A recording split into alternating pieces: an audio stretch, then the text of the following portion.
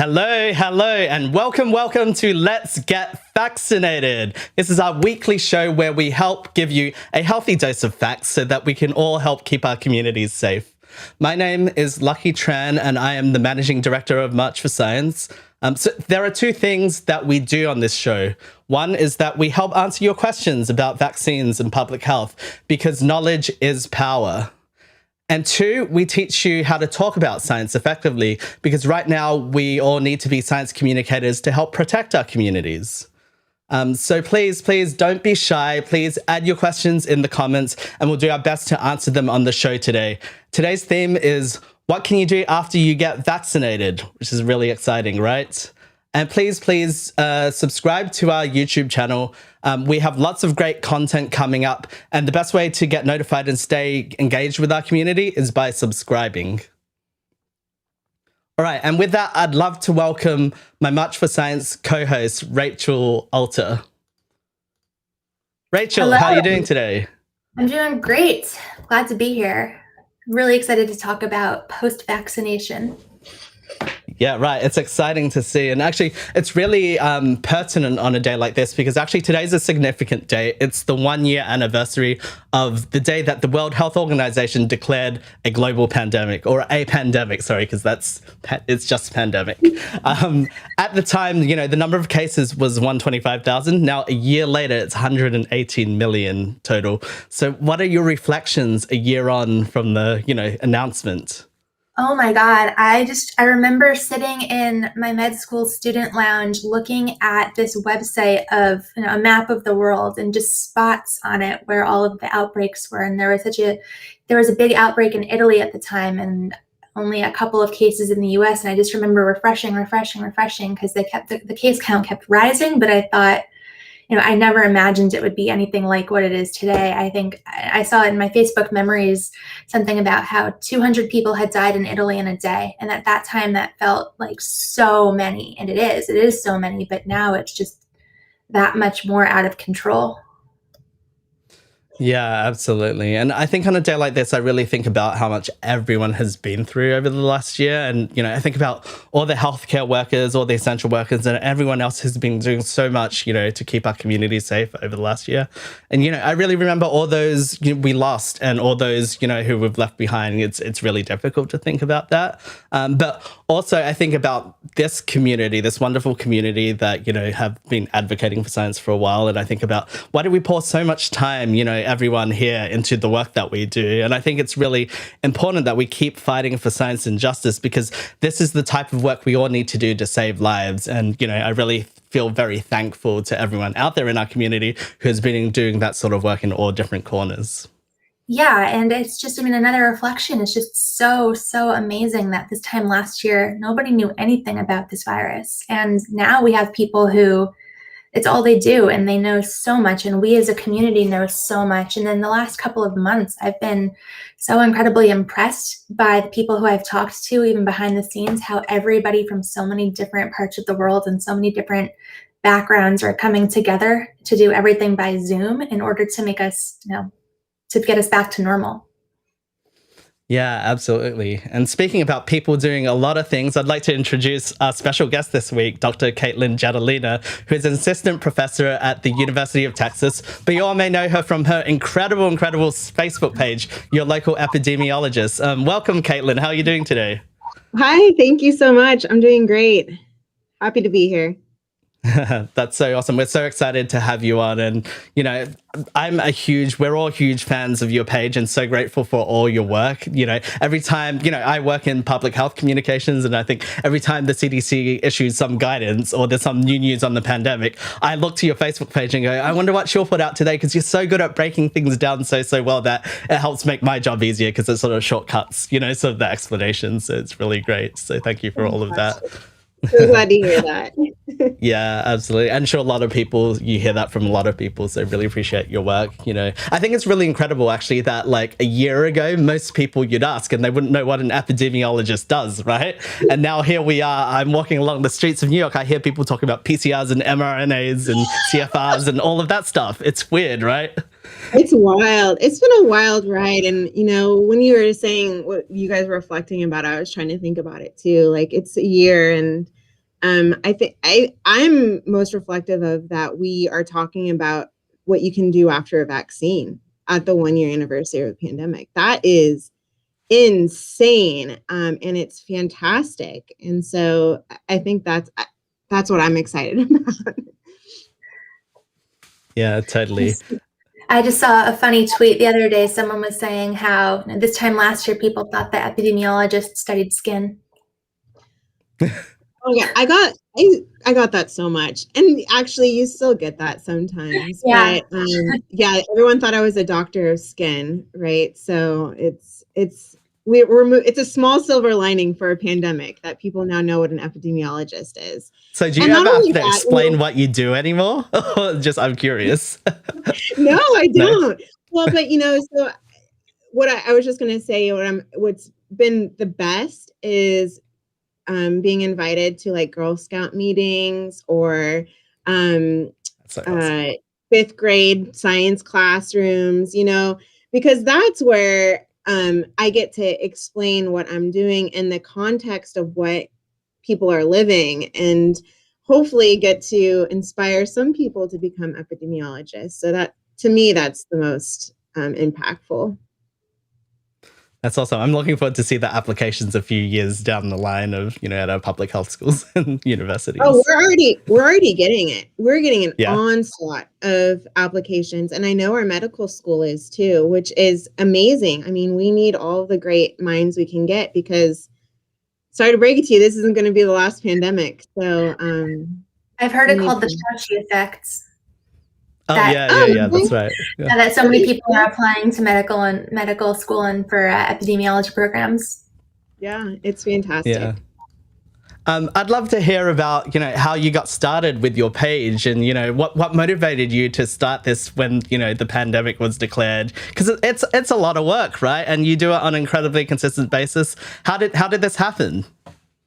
Yeah, I don't know, actually. So I, in the beginning, I was asked by our dean, actually, to send an email to our staff and our students because it was probably about a year ago. We are drinking from a fire hose. I say that all the time, but they were, and everyone was very confused. And the dean knew I was keeping on top of it, just out of my own curiosity. And so I started, translating that for them. And then one of my students said, you should really just create a Facebook page. And the emails I always signed "Love Your Local Epidemiologist." And so I was like, oh, that's what I'll call my Facebook page. And then it blew up. It honestly blew up. And it is a ton of work. I will say, in the beginning, I was like, oh, I'll just do this for 6 weeks. It'll be done by summer, right? And then we're a year later, and it's a ton of work, but it's so needed for our community. And so I'm happy to provide that service. The most dangerous words are when someone suggests you should start a Facebook page for something, We're going to tell. Yeah. That's how the March for Science actually started. And we had like a Facebook group, actually, in our case, we had 0 people. And then overnight we had several 100,000 people. And guess what? We have a social movement where we actually have to do stuff. And 4 years later, here we are. Yeah, so be careful if anyone tells you to start a Facebook page. No, but it's fantastic. It's been really quite humbling. Have you learned anything like in particular about SciComm techniques since you started? Is there any tool or lesson that you could pass on to people who maybe someone else has told them to start a Facebook page? Yeah, so I've learned a lot about scientific communication. It was never taught to me, and it's never taught to a lot of scientists, right? And that's, I think, the biggest problem is that that's what's creating this gap between scientists and our community. And so I've learned a ton about science communication, all the way to, not calling it physicians, but healthcare providers, and that people prefer pregnant people instead of pregnant women. So just like small things, and even like developing Excel graphs. In the beginning, I was just pushing out Excel graphs, that I was just pulling from raw data from the WHO. And a lot of colorblind people were saying, hey, these colors are really difficult in my graphs. And that's something I never would have known before. And so then I started adding like textures, right? So you just do dots or lines with the colors so people can tell. And what was that? I never even thought of that either. That's so interesting. No, and I think that underlines the importance of scientific communication in this. It's a two-way street, right? It's not just me on some pedestal talking. I think the most valuable thing is listening too, right? Not just hearing, but listening, and taking that and making your science even better and building on that. And I wish I had more time to interact with my followers on my Facebook page, because truly, I learned so much more from them than I could ever teach. And that is really why I have kept going, because it's so fruitful. And so, keeping that, as a two-way communication as much as you can, even after every post, I try and stay online for like an hour or so to answer, some popular questions, or a lot of people catch my typos or something that I can change real quick. Always appreciate the typo catchers. I know, you're writing these posts, after I put the babies to sleep on no coffee kind of thing. And so I appreciate the second look as well. But those are just random tips that I've gotten that you would never learn unless you're doing this in the real world. Absolutely. So I think that it's time to bring on our next guest, Dr. Nicole Baldwin. So Dr. Baldwin is a pediatrician in Ohio, I think, right? Yes. And you might know her from a little over exactly a year ago. She had a pretty viral TikTok video that was talking about vaccines and why they're important, and highlighting that they don't cause autism. And she got a lot of publicity from that. It was a really great video. She got a lot of anti-vax came after her, but I think since then she's really learned a lot of great skills on how to fight misinformation online, how to communicate. May not know all the medicine behind the reasons why we're doing things, making suggestions. She's made a bunch more great videos. Thanks. Yeah, absolutely. Let's roll the video. I want to roll the video. And she's also part of the This Is Our Shot coalition, right? Which are partners for this series and are doing awesome work. And we'll talk about that in a second. But I really want to show the video because it's so awesome. Show you how it goes. To the right, to the right, to the right, to the right, to the left, to the left, to the left, to the left. Not kick. Now walk it by yourself. Now walk it by yourself. Yeah. I love it. That song I have heard so many times. So good. I know. You did You're a another real pioneer, because that was like one of the first. Go, Richard. Yeah, that was January 10th of 2020 when I posted that video. So Wow. crazy.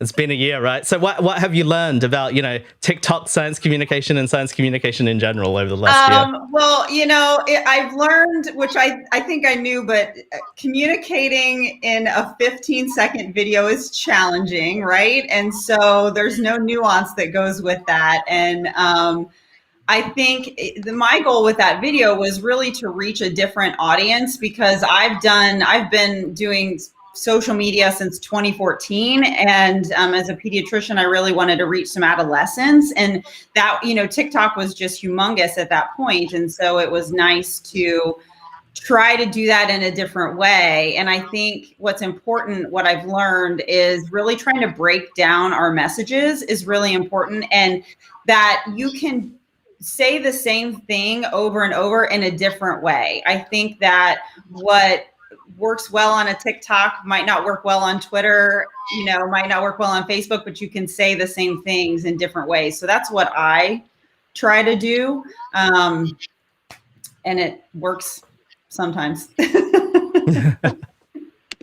And how do you navigate, like, I think Rachel mentioned it, sort of pushback and, of course, anti-vax. I think that's a whole topic that we'd love to have you back for, talking about anti-vaxxers, but maybe just quickly, how do you know, because as Katelyn was saying, it is a conversation, and sometimes that conversation can be tricky and awkward and difficult personally. So how have you found navigating that? Any quick tips for that? So my quickest tip is enlist help if you're finding yourself under like major attack. So the attack on my Facebook page was one of the biggest ones to date, I think, as far as people know. I mean, we ended up blocking over 5,000 people, and I had help doing that. It wasn't just me. So I think that certainly quick tip, don't engage with people that are there to just troll and be mean to you. There are people that have great questions. And of course, like Katelyn said, she tries to answer and engage, and I do too. But when someone's coming to attack you, don't engage with that, and block and ban and move on. That's such an important lesson, because I know sometimes it's so tempting to respond to some of these really awful attacks. And you want to protect yourself, protect your business, but it's just better not to. Yeah, it really is. Awesome. Thank you so much for your tips. And yeah, we'd like to move on to the main topic of today, which is, as we said, sort of exciting, right? That a year on, we're at this point where we have vaccines. They're rolling out, process could be smoother. There are difficulties, yes, but it's starting to get out to more and more people. And, something I've found that's wonderful lately is seeing all these posts on social media of people saying, I got my vaccine, or my grandmother or grandfather have got my vaccine. It's really, after so much difficulty, it's really made my heart explode, over the last few weeks. That's really great, And so I guess the big question is, now what? Now that we're vaccinated, what can we do? So, of course, we have this body called the CDC that often issues guidance, and they did this week. So fully vaccinated people can visit other fully vaccinated people indoors without wearing masks or physical distancing, visit with unvaccinated people from a single household who are at low risk for severe COVID disease indoors without wearing masks or physical distancing, and third, refrain from quarantine and testing following a known exposure if asymptomatic. So yeah, would love both of your thoughts on this. Maybe, actually, Katelyn, I do want to sort of hat tip your further guidance of this wonderful infographic that you put together. We'll drop it in the comments later, and you can go have a look at that. I thought it was a wonderful sort of summation, right? So sort of that goes beyond what the CDC, I think you actually put it out first, but it goes beyond what the CDC is saying. And hopefully we can address some of these nuance, because it really is a nuanced topic, right? It's not a simple topic at all. We'd love your reactions firstly to the CDC guidance and what you think about it, and next steps. Yeah, it is guidance. It's vague, and that's per usual for CDC. They take a very safe route, which I get. And you're right. I mean, it's a very complicated period right now. Some people are vaccinated. Some people are wearing masks. Some people are doing nothing. Some people are living in Texas, so it's complicated. And so the answer is going to be complicated. And I think that's where that nuance comes from. I did like how the CDC did take some risk, saying that, hey, you can go hug someone if you're vaccinated and the other person's unvaccinated and low risk. I mean, that's a little risky for the CDC to say, because low risk doesn't mean no risk, right? I was a little disappointed. I don't know how much overview you want, but I was a little disappointed about the traveling. But I get it. I was a little disappointed they didn't offer a little more guidance. I think that there's a difference in what we want and what people do. And so I think people are going to travel no matter what. And I hope that we can continue to help them travel safe, because they're going to do it no matter what. And then what else? Oh, I was really excited about, this was pretty big, that CDC's undertone throughout the whole thing, that transmission is low. I've been following the science a lot, and we have I don't know, 7 small beacons of light here and there. We haven't had our AHA study yet, but it showed to me how confident the CDC that if you get vaccinated, your transmission's lower. And so that was kind of exciting for me. It's not 100%. I don't think anyone really expected it to be 100%, but it's not 0%. So that was my interesting thoughts. Yeah, I know, I've been itching for that data to come out on the transmission, but we got to be patient too. But we also got to put out the public health message, right? That the vaccines are great, and it's an important part of, getting these numbers down too. So I agree, that was really encouraging. Sorry, Rachel.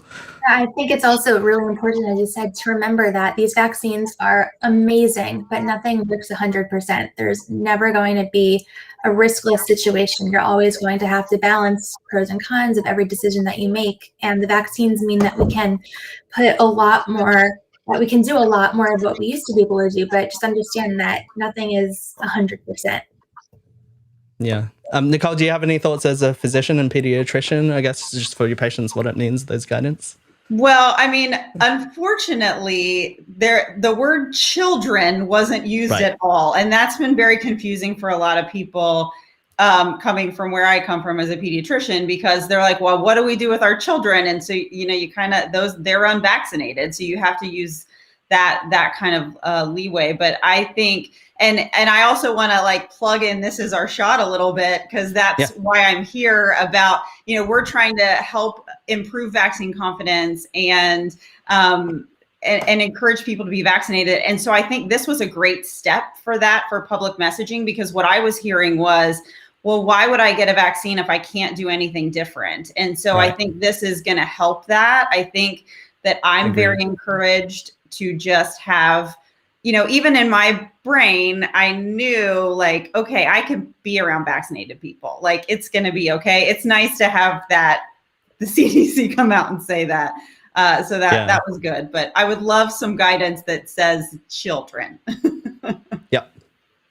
Yeah, absolutely. And I do want to add I think we're all in agreement that this is a good step for the CDC. There needs more that needs to be done, but I think it's, we needed to move this conversation forward, so it's a good step. I know there's also people in our community. We have such amazing science advocates who quite understandably, we've all been working, day and night in this field for a year. It's been nonstop, right? And there's a part of me, I know personally, it's just I'm not ready for it to sort of be over, and I'm sort of scared about the, it's not, I know I'm looking at the numbers, but there's part of it that is just because it's been wild politically and all of this stuff, and it's been a tough time, right? That COVID's not over. We still need to be, careful, and we still need to be careful about guidance, etc. And, so I think talking to people in our community who sort of think that way, and I sort of understand, and that I think for a small part of the community might be why are the CDC issuing guidance right now? Let's keep holding the fort. Isn't this too quick? Won't people misbehave, etc.? And I think you summarized it well there. Was that I think there's 3 things, that it'll encourage more people to get vaccinated, which is a good thing. It will help people, make informed decisions about that will keep our community safe and keep their families safe. And that's important, right? And it will strengthen people's resolve to, continue the public health guidance and the measures that we need to observe right now to get out of the pandemic. So I think all of that is really great, right? So yeah, it's very interesting to sort of see the reaction to all of that. All right, we're excited to have you here. And yeah, we'd love to answer all of your questions. We got so many questions also from your page too, Katelyn, which is you have such this strong community, which is so fantastic, and a lot of questions on our pages and other places too. So yeah, really excited. Thank you so much to the community, Katelyn's community and everyone's community, because that really sort of makes this show work. And we're really excited to sort of help answer these questions. So I'll jump into it, and we'll direct some questions, and we'll see what we can do to sort of, I guess, sort of add sort of more details on this very basic CDC guidance at the moment, according to what we know right now. And this isn't, medical advice, personal medical advice. It's based on sort of, the public health guidelines that we know that are out there at the moment and the data that we see right now. So just making that sort of clear. So first question, and this is something that, one of the things I'm most looking forward to, and everyone is, can we hug parents if they've been, or grandparents, or, family members, people we love after they've been fully vaccinated? Do we have to have tests before we see them? I think that's something we're all looking forward to. So, what's the answer for that? I'll let any of you jump in. The answer is hell yes. Go Simple. hug. We waited a year. Go do it. Especially, obviously make sure that the other person's okay with you hugging them. But absolutely. And you don't need to have tests to do so. If you're both vaccinated, you're both doing the best possible thing you can do for each other. Great. Next question, Rachel. I'll throw it up on screen. How concerned should the vaccinated person be about passing COVID to their unvaccinated partner? So this is if you're married or if you live with somebody else who isn't vaccinated and you are vaccinated, can you pass it to your partner or between each other? Nicole? I kind of want to see what Katelyn says about that because we don't have that data yet. It's looking like there's not a lot of transmission, but I'm going to defer to my local epidemiologist on this one. Technically, yes, you can. You can transmit the virus if you have the vaccine. Now, I will say preliminary evidence looks like that viral load is lower. So it looks like you have less viral particles in your nose, which makes it less able to transmit.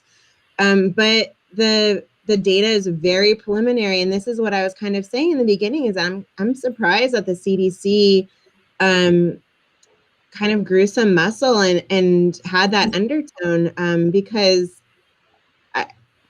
it's still preliminary. So yes, right. You should assume that you can transmit the virus to an unvaccinated person, and this is why. It's important. I know we're also sick of masks, but that's why it's important that vaccinated people still wear a mask, is because we just don't know that rate yet. And once we know that rate, I mean, we'll have mask bonfires, on my street if we want, but we still don't know yet. Mm-hmm.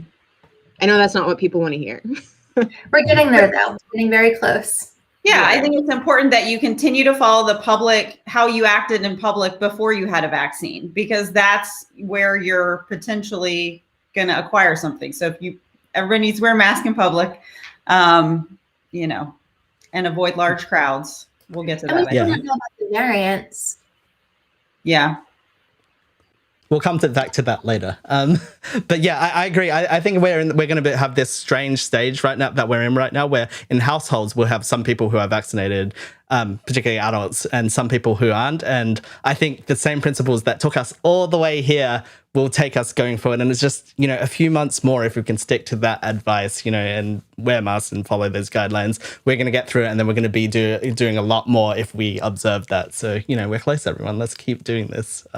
So Nicole, I have 3 questions that I'm going to throw at you. You can sort of meld them together because you can guess what the subject is, right? I'll just get them out there and you can sort of approach them in whatever way you want. But lots of questions on, children who can't get vaccinated, of course. So, the first one is from Lynn, who asked the hard questions.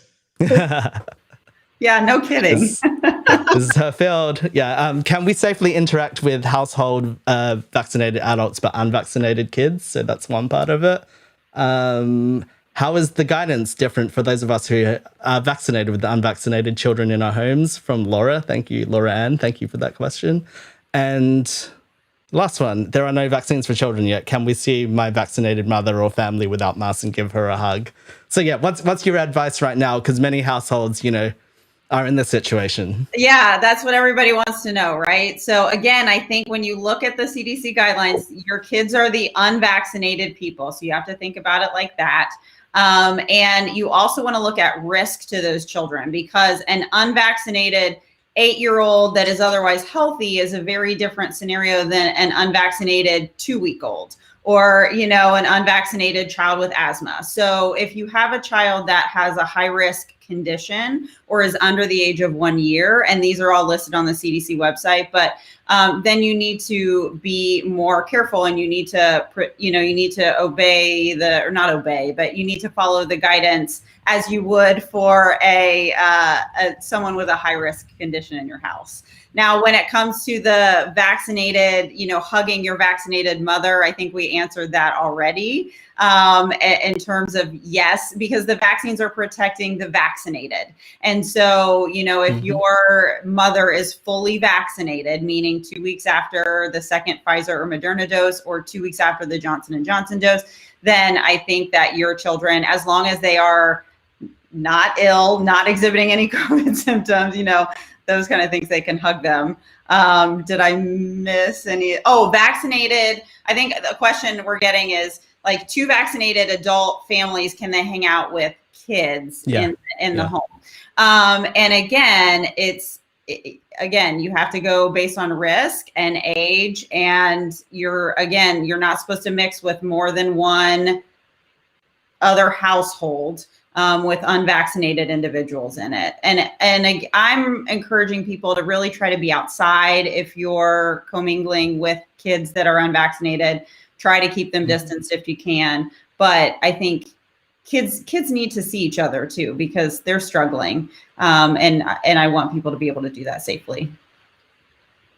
Yeah, that's great. And are we worried about, like, things like Miss C, like the risk to kids themselves, which, you know, it's not just, you know, to adults who are hanging around them. Are we worried about that in general? Yeah, I mean, it's not a zero risk, right? I think that kids, certainly, we've been focused so much on adults throughout this pandemic, but kids do get sick, and kids do have long COVID symptoms. It's not as common as in adults, but they can.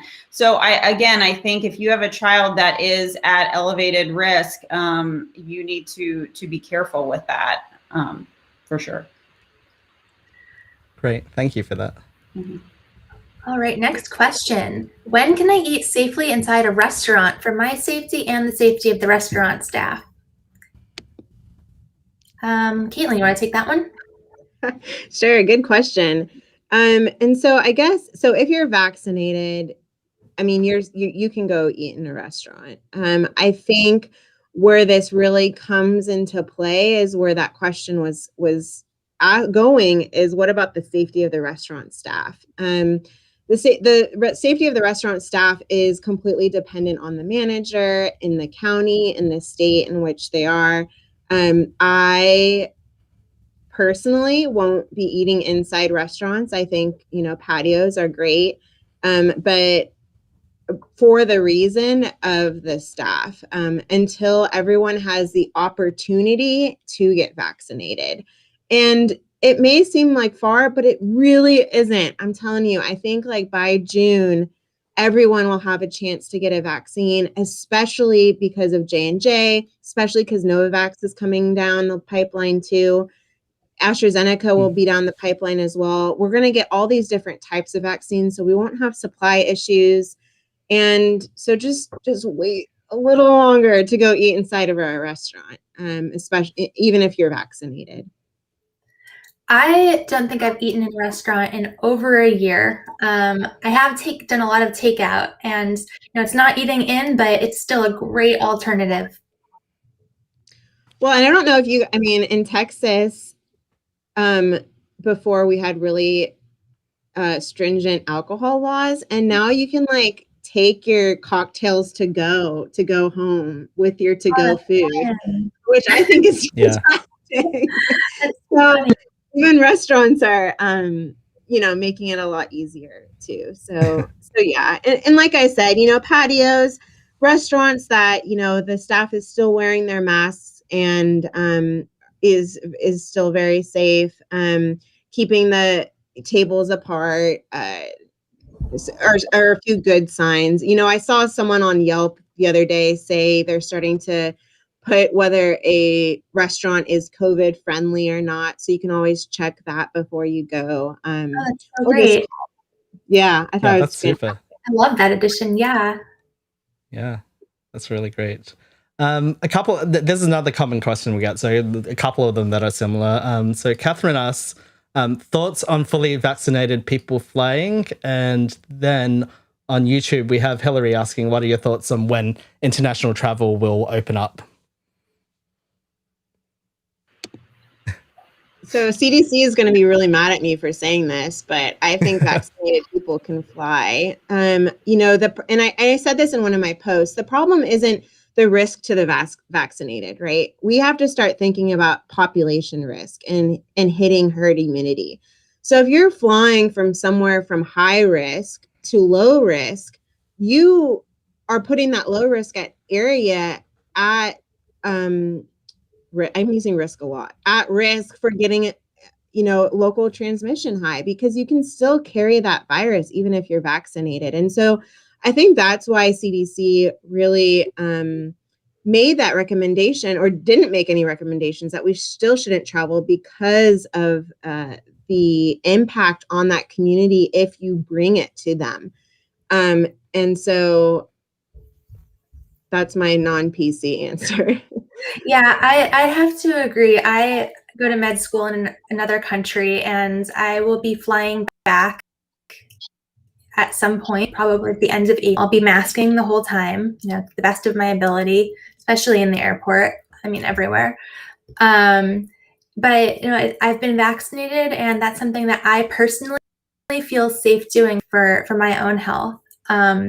We do, as you said, have to be careful about population health. I read an article recently about, I think, 11 people who left the US, Israel, and their negative COVID tests ended up being positive and spreading COVID to many people on the plane, being deported from Israel back to the US. So that is something that we still have to be cautious of. And we know that there are going to be people who lie, and we just have to keep that in mind. But for me personally, it's going on a plane. Yeah, and not even lying. I think the tough thing about coronavirus, and the sneaky thing, is you are symptomatic free for 48 hours, and that's when you are most contagious. And that is why this stupid thing has been so darn hard to contain, is because of that reason. So you can get a PCR test, and it won't even show up on PCR tests sometimes. So you can get a PCR test 24 hours before you fly. That doesn't mean you don't have the virus in your nasal passageway when you enter that flight and board that flight. And so, yeah, some people may do it maliciously because they just want to get home. But I really think a lot of people just don't know because they feel great. And so you also still have to have that. So that's why also, masks are still important on airlines. And even if you're vaccinated too. Yeah, definitely. Rachel, before we jump to the next question, I want to bring something in from Facebook feed. I think this is for Nicole. So Emily asks, is there an expert estimate when children will have the vaccine available? Are there clinical trials? Are there anything else of this sort that's happening at the moment? Yes, there are. It's so exciting. So first of all, the Pfizer vaccine is authorized for children 16 and over. So we do have some availability for that. The trials for Pfizer and Moderna have been ongoing for 12 to 16 to 18, depending on which trial it is. And those trials actually have enrolled all the kids, to my knowledge, enrolled all the kids they need. So they're currently studying that data. So hopefully by the fall, we will have a vaccine for those kiddos. Then they're going to start enrolling ages 5 and over soon. I know locally here in Cincinnati, they're already taking names to start calling those kids and hopefully start enrolling. And they're going to be looking at different dosages for kids. So maybe lower doses, looking at what is the most effective dose. And then once they figure that out, enrolling larger numbers of those younger kids. So it's super exciting. My daughter's actually in the Pfizer trial, so that's super fun to see how it all works. I've never participated in a trial, so when she wanted to do it, I was like, heck yeah, So it's been cool. I think she got placebo, but what can you do? Is it safe to guess that there will likely be no safety concerns? Is there anything that you would be worried about for kids, like different from adults?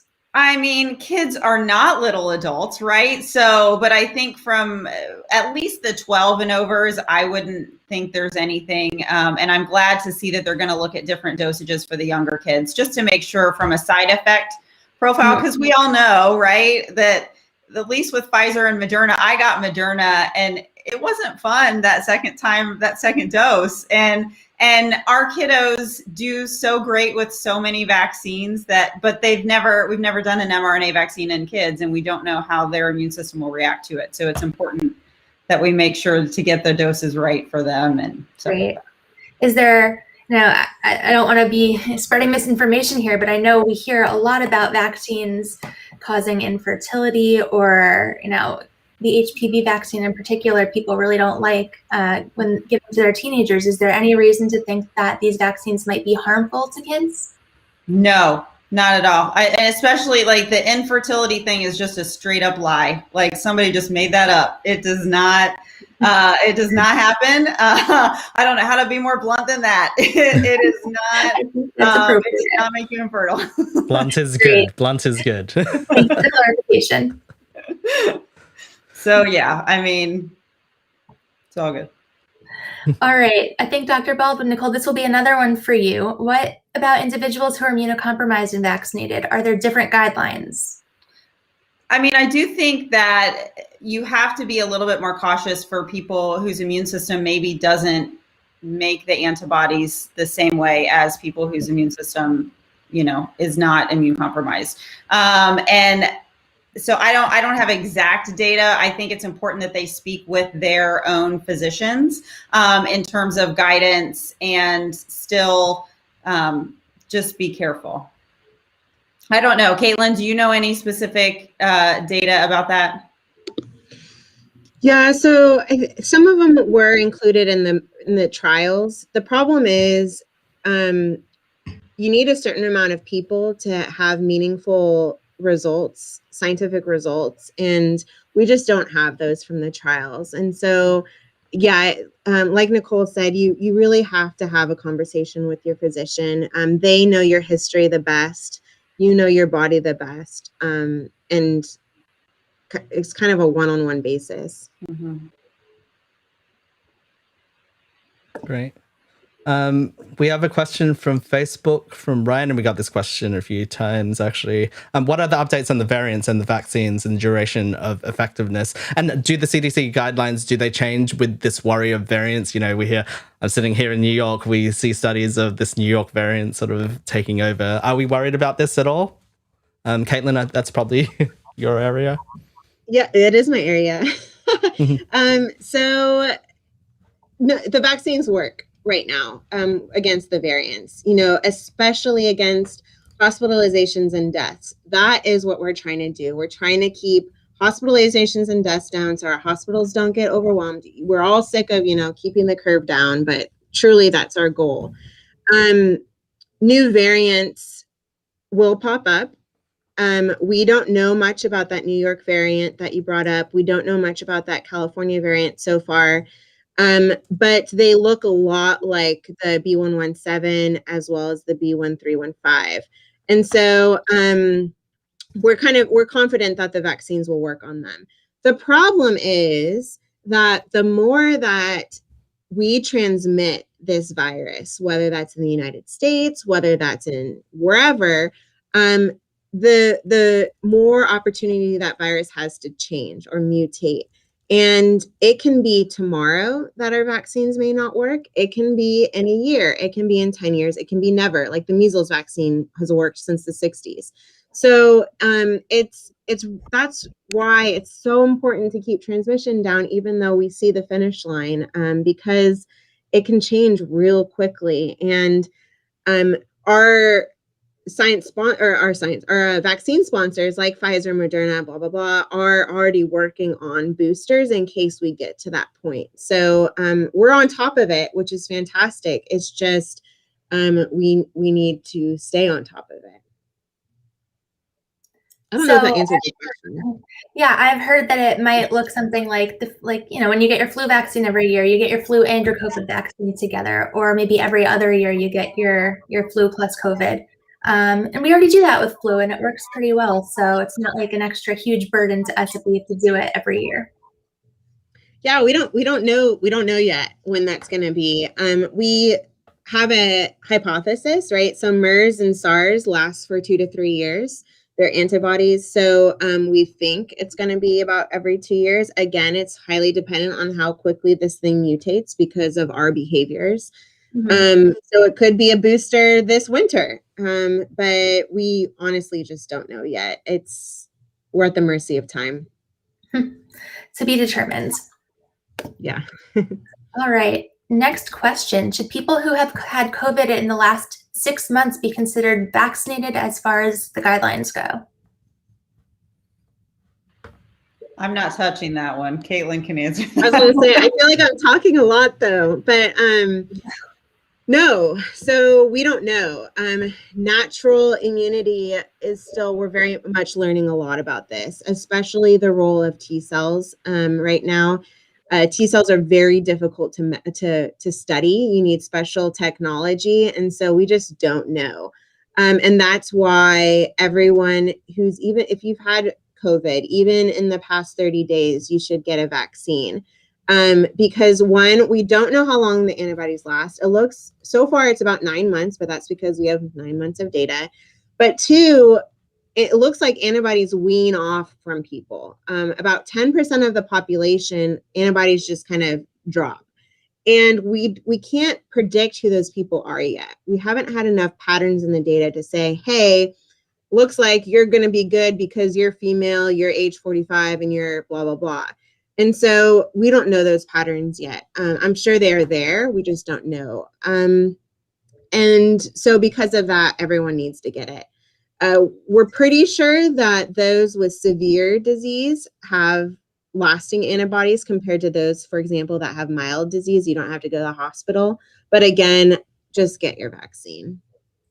I've heard that if you've had the disease COVID, it might work the way that the first vaccine will work, but then you need the booster in order to make sure that those antibodies remain over a long time and you get that extra strength.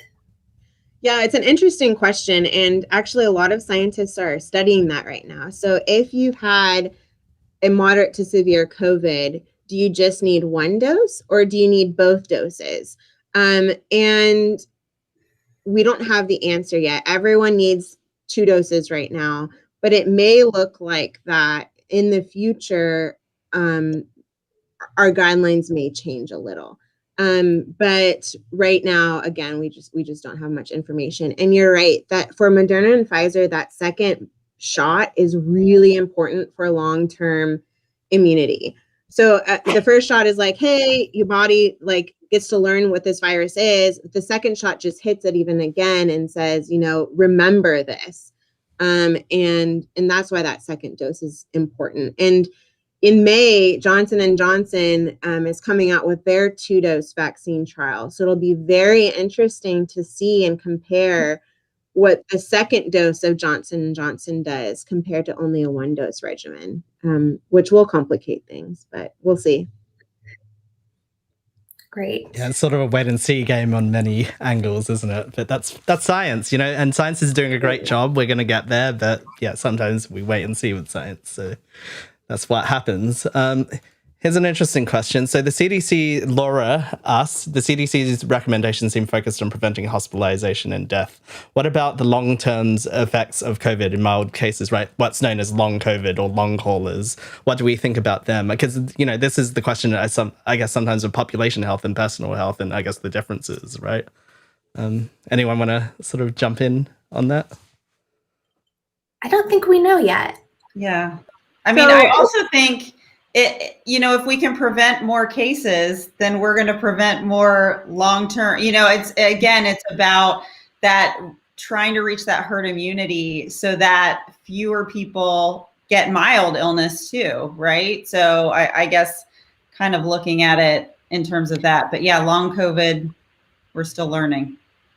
Yeah. There was preliminary findings coming out currently that show exactly what Nicole was saying, is that, we know vaccines reduce the severity of disease.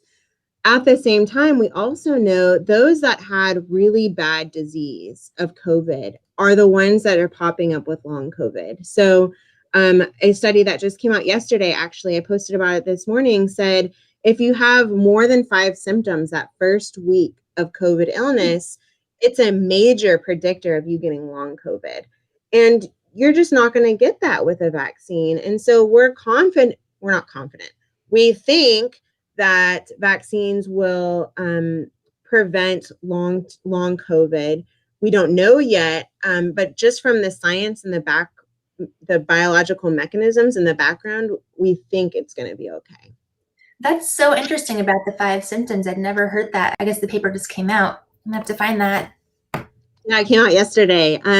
Yeah, they found a couple patterns of long COVID, and they define long COVID of having COVID symptoms more than 28 days. So more than 6, let me see if I can remember, more than 6 symptoms the first week. Females are more likely to have COVID. Older adults are more likely to have COVID. So those age 70 or older. Those with asthma are more likely to have COVID, long COVID. And I think that's it.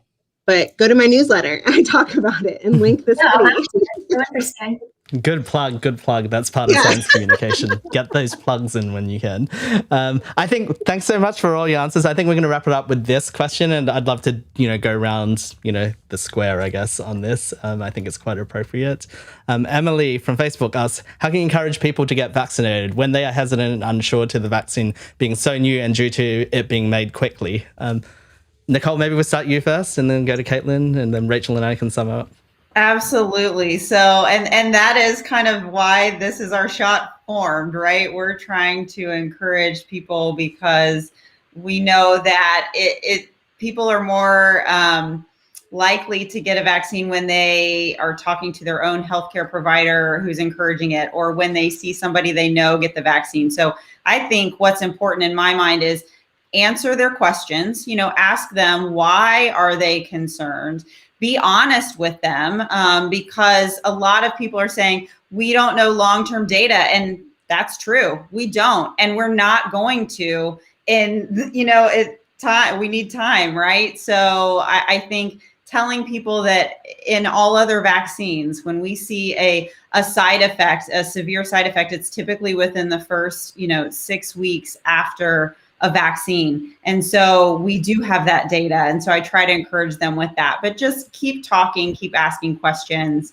And I think that's one of the best ways you can help people to be more encouraged to get the vaccine. Yeah, I 100% agree with you. It kind of loops back to what I was saying in the beginning is listen, right? Like listen to their concerns, because they may be legitimate concerns. I think, that's really important. And the one, I agree with everything Nicole said. The other thing I was going to add is do it by example. Go get your vaccine, post it on social media, get your Band-Aid shot, right? Because that honestly is what I think is helping hesitancy, is other people doing it and seeing that they're turning out to be okay right now. And so that's the only thing I would add. And when you do your selfies, put hashtag this is our shot. Gotta do it for the puns. Wait, so what is this is our shot? I'm so behind. So This Is Our Shot is a grassroots organization started by some physicians in California.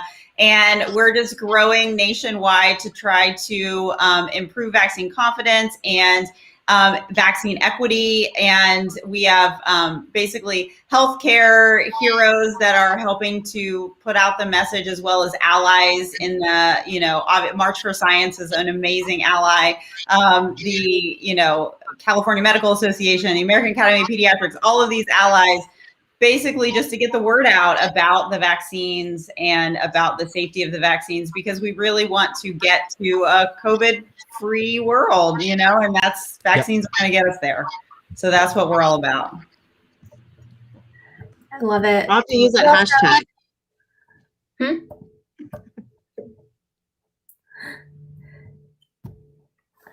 Sorry, my audio just zoomed out for a second, so I might have just missed the last thing someone said. Oh, I was just saying, I'm going to need to use that hashtag now. This is our shot. Please do. And follow us on Facebook and Twitter and Instagram and all the places. Awesome. Yeah. And I'd like to thank our audience. Thank you so much for all those wonderful questions. It's, you know, I love what you were both saying before. It really is a conversation that we're having. So it really helps to have this discussion with you all. And sort of, we all have questions, you know, we have our professional hats and we learn about this stuff, but we all have, as human beings, we have questions about safety and, you know, protecting our loved ones. And I think it's really important there. The one thing that I would add from personal experience, I love the listening bit of science communication is so underrated, right? We see stars on TV, we think, and we see the fun things that we do, you know, TikTok's fun, all of that's fun, you know, that's great stuff. But sometimes science communication is these really hard conversations with our loved ones who are maybe resistant about something, and can really be hard to get the message through. And you do have to listen and that have empathy and flexibility. And like some of these are the toughest conversations we have. I think the ones that I have in my personal life, I do this professionally as a science communicator during the day, but the toughest ones I have are with the people I know and love. And I think they're the most important ones too. So this is why we're engaging with this community. We're running these shows because I think everyone needs to be a science communicator at this time. This is how we get out of this pandemic and, you know, protect everyone at this time, right? I agree. And I think something that might be really fun, if possible, is to make a vaccine date. So if you have a family member who doesn't feel so comfortable getting vaccinated themselves, maybe make a date for you to both get it at the same time, or for you to go with them if you're allowed to do that. And just be there for support, because that's something that a lot of people, you know, might encourage a lot of people. Awesome. We should wrap this up. So thank you so much, Nicole, for joining us. We're going to let you go. And thank you to our partners. This is our shot, right, Rachel? Like, they're awesome partners that we're working with. They're amazing. They're doing such great work. They really are. Thank you, guys. All right. Thank you. We'll see you soon. And before we let you go, Katelyn, we have to talk about Texas. We can't not talk about Texas. Half our team is based in Texas. You're based there. So, of course, last week, your governor said this. I just announced Texas is 100% open. And on the March for Science team, our reaction was this. The Fauci Facepalm Award for last week. I'm just wondering, I guess, your thoughts on, you know, this phenomenon, not just Texas, of, I guess, governors or states opening up everything right now because they're seeing the vaccine rolling out. Yeah, you know, it's important that we keep in mind what the science says. The science says that masks work, that we need to keep socially distanced, we need to keep washing your hands, and it's now becoming a very individual choice. And so it's really up to all of us to make the right decision, regardless of where we live or what governor is making what decision. So I don't know. That's my reaction. I also had that Fauci face, by the way. Yeah. It's been a common face, unfortunately, at times during this pandemic, right, Rachel? It is for all of us. My second face, my resting Fauci face these days. Yeah, and I do want to plug, we do have a petition that's set up for, you know, as we see this happening, hopefully we're hoping that a lot of politicians will, you know, listen to scientists and doctors and people on the front lines and have great leadership in these areas. But we have a contact tool to contact, you know, your state leaders in case there are missteps and they need to hear from the community, because that does push the needle. They need to hear from us in order to sort of make sure that the guidance is going in the right direction. So we'll pop that in the chat. I know, following your local epidemiologist, you've shared some petitions and things before, right, on the page. So yeah, please do participate. That would be super. And so, yeah, with that, Katelyn, it was such a real honor to have you on here. And we really appreciate all your hard work. We know it's a lot, but it's so amazing. It makes so much of a difference. Before you go, do you want to let everyone know how people can find you and support you and the work that you do? Yeah, sure. You know, you can find me on Your Local Epidemiologist. It's on Facebook. I have an Instagram handle. It's really annoying for me to transfer Facebook to Instagram, so I only do it a little. And then I also have a newsletter, a free newsletter, if you want it instead of, my daily posts, instead of in your Facebook, dropped into your inbox, no advertisements or anything. So yeah, you can find me around. That's Great. awesome. So Thank you so much for joining the show today. We will see you and we'll keep sharing, your work, and, we will see you very soon. Thank you for everything that you do. Thank you so much for having me. Thanks, guys. Bye. Bye-bye. All right. And so before we go, Rachel, I'd like to, we like to share something nice and fun every week that's an effective piece of science communication. And, I know you've shared this and you've probably watched it a million times like I have. So excited for this. Yeah, there's TikTok that's been going around on how mRNA vaccines work. And I just want to show it first, and then, we can talk about it. You need to make this. What is it? It's a part of a virus. A virus? Just a part of it, not the actual virus. They're called COVID-19. They have 4 cans and they're coming. 4 cans? Please.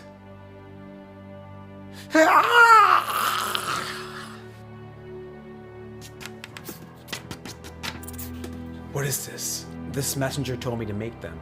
I've never seen these before. I'll make some new antibodies to get rid of them. Seize the forks.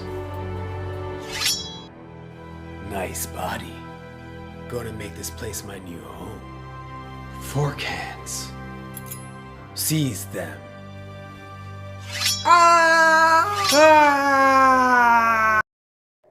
It just keeps getting better every time I watch it, and I watched it a lot yesterday.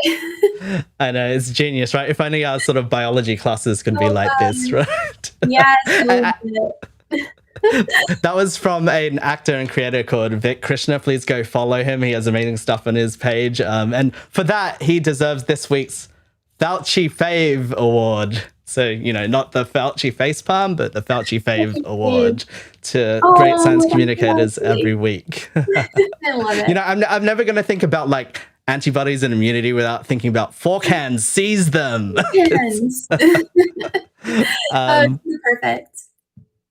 And I think that's really a great example that really demonstrates that, sometimes the most effective science communicators, they're not always people who are professional scientists or journalists or do this as a day job. It's really, and, with the vaccine rollout, we all have a critical role to play in whatever our communication style is, we can contribute, right? And so that's really exciting. Yeah, there are so many really creative, artistic people out there with no background in science who have these ideas like that video I would never have thought of myself, but they are such great communication tools with, given their own skills. Yeah, absolutely. And with that, we'd like to invite, so the main goal of this series is to learn about the best ways to communicate science so that we can all be those science communicators. So, we're doing that with our wonderful guests on our show. And we're also organizing a special Let's Get Vaccinated training where you can sign up to become a vaccine booster with us. We're going to have details on that soon, but for now, we'll drop the sign up in the comments. And, please sign up and we will see you very soon, hopefully, for that series. And then before we end, you're going to share with us the boost of the week, right, Rachel? Yes. So our boost of the week is a question that we like to ask all of our followers to post on their own social media pages. So this week, what are you looking forward to most? What are you looking forward to doing after you were fully vaccinated? And then hashtag vaccine boosters. So what am I looking forward to? I guess I'll give my own one. Well, I'm really looking forward to seeing my grandparents again. They both have had their second shots now. My 2 grandparents who live close by have both had their shot, their second round. So I'm really excited to see them for dinner sometime soon. Yeah, absolutely. And for me, just hugging people, anyone, honestly. Obviously, the loved ones in my life, but that sort of physical expression that we're so lacking at the moment, right? And then eventually, this will take a bit longer for me to go home to Australia because that's quite a journey, and it's been a bit hard at the moment. And it's been hard because they've been handling COVID so well as well. So that's the other reason that it's been difficult. I'm also really looking forward to just going out to a bar and sitting and talking, maybe eating popcorn. been a while. Absolutely. So we look forward to that day so much. But before then, thank you for joining us, Rachel, co-hosting today. Thank you to all our audience for coming today. Let's all, keep each other engaged. Let's all stay safe and get vaccinated. Keep asking questions, keep participating in this community, because by building community is how, we help protect everyone and sort of, come through this out the other end. The light is coming. We just got to work on this a little bit longer. We're almost there. We're so close. All right. Thank you, everyone. We'll see you later and have a good night. Good night.